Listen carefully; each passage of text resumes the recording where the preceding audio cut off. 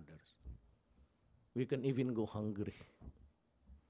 Feed the child first, then if the mother or father already old, wheelchair bound, we feed them. Never mind us. You can always take the leaves and put some salt there.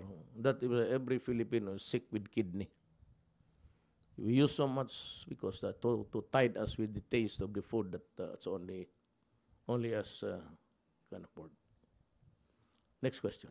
Mr. President, yeah. Sir, just to clarify, yung government appointed positions that you just declared vacant po, all departments po yan, not just LTFRB and LTO. No, yes.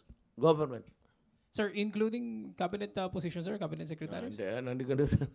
Kakaaga namang makurap yan. Yan. So, buwang umalis.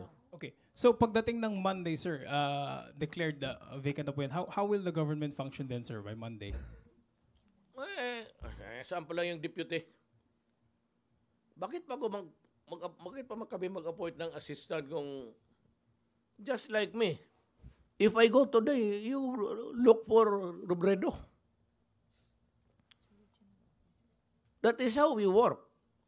If you lose the president tonight, then you go to the house of Robredo and ask it to report. Ikaw, yung manager ninyo, yung station manager, if she gets cracks up, then there's the assistant manager or the most senior. Just like that. So what's the problem? That's why we have the bureaucracy. But you mentioned, sir, about 1,000 positions po yan, sir. Sobra yan.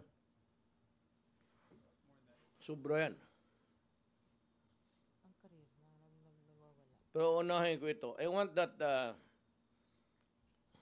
LTFRB to report at his convenience maybe this week. Sir, what if you'll find out that those who are in career positions are causing this problem, sir? Will you allow them to be transferred?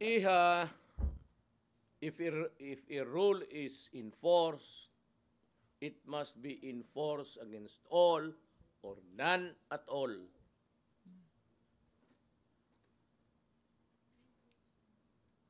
In GSIS, sir, you haven't appointed a GSIS manager yet. How will this affect the situation, sir? Well, I'm waiting. I'm really in no hurry. Next line na sila. Andito ako sa undersecretaries. There's always one appointed every day. Di man ako nagmamadali. Okay. Ayan, Melihor. There are departments and agencies na hindi ko pinalitan. Simply because the performance is at par with the rest of the best of the employees there. Ayan, Melihor. Sir, another issue. 12 midnight, ceasefire with Communist Revolutionary Forces took effect. When will it start? Tonight? Kaganing. 12 midnight. No. You know, I motu proprio, I declared the ceasefire first, but I lifted it because I thought that there was no way we can. Because despite of my declaration, some soldiers were waylaid and some died. So I must confess that I was disgusted, so I lifted it. Now that they are imposing the ceasefire, I will have to ask the military, are you safe around already? I will have to ask them because they are the ones dying for us. We cannot just go without consulting. I lifted it, but they knew that it was coming.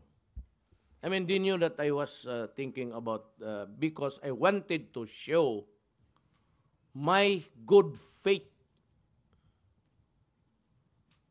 That was all there is to it. I wanted to show good faith and declared a ceasefire. But somehow, along the way, soldiers were being killed in ambuscades everywhere. And so I got fed up. And I said, you guys, if you're not willing even to just avoid each other, what I would have wanted them was really just to avoid each other so that there will be no violence. Problem is, I said, soldiers were killed in along the way, and I said, no.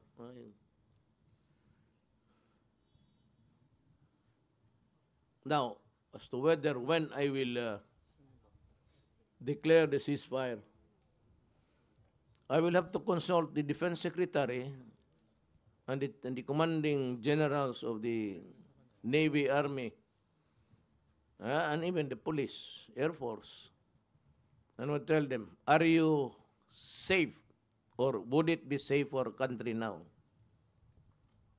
to declare a ceasefire vis-a-vis with the government or with the Communist Party of the Philippines? Because if I feel that it's not, then it's not high time really to do it. Give me an assurance. What I would like to see really is for the two panel, government and the Communist Party, already talking over substantial issues. No problem with me. I said to show good faith and that we wanted really peace, desperately, for this country. And I've been successful in convincing guys of the MN to just come to a negotiating table and talk. So my problem now is the Abu Sayyaf, who's been, every time Abu Sayyaf does that thing, you put to shame the country. And I can only, since I am the president, I can only suffer that much. I hope I do not have to go there to destroy them. But there will be no negotiation, no forgiveness, no nothing. Crimes against humanity to such a thing. And just like in the Middle East, they burn 20 women simply because they refused. She refused to have sex with them. If you place me there, then that scenario that you are afraid of that I will do will really happen. If I were a commander of the forces there,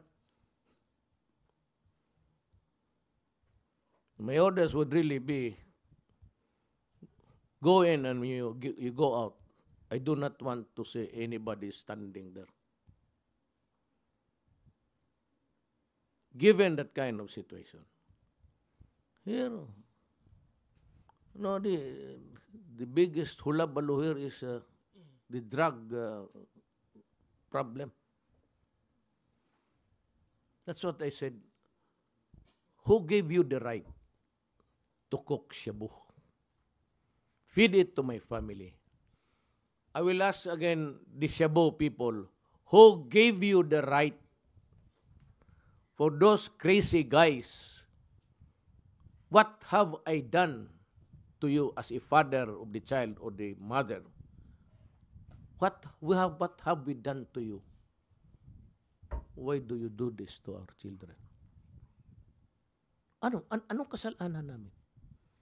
Anong nagawa namin sa iyo? What have we done to you to do this to me and to my children and to my daughter and to my son who is already crazy? Remember, I went in warning everybody. I said it could be bloody because I knew that the police would now be equipped with a certain mindset that they will be protected by law if they go in and have this, you have this violent confrontation.